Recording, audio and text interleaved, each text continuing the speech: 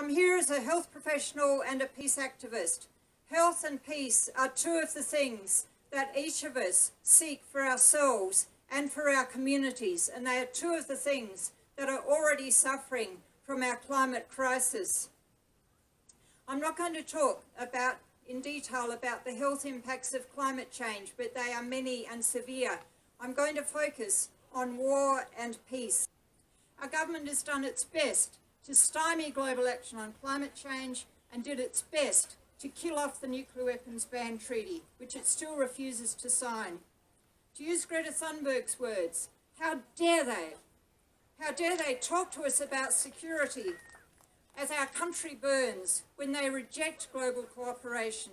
They kowtow to the world's biggest warmonger, and their notions of security are limited to security for the war profiteers and the big polluters. Let's look at an analogy from the world of medicine.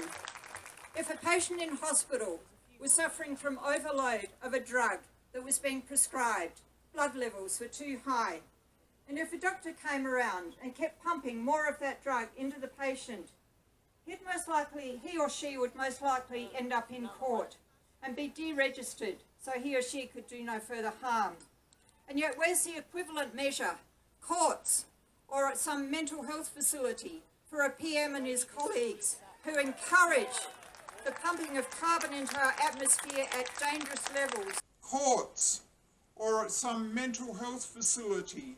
Courts, or at some mental health facility. For a PM and his colleagues who encourage the pumping of carbon into our atmosphere at dangerous levels.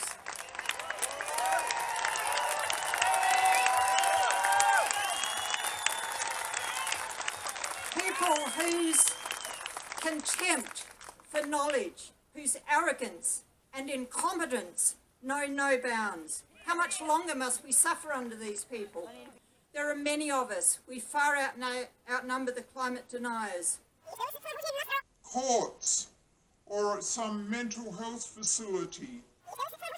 There are many of us. We far outnumber the climate deniers. And even as we grieve for what we have lost as a nation, we must build our solidarity and take strength from one another. Thank you.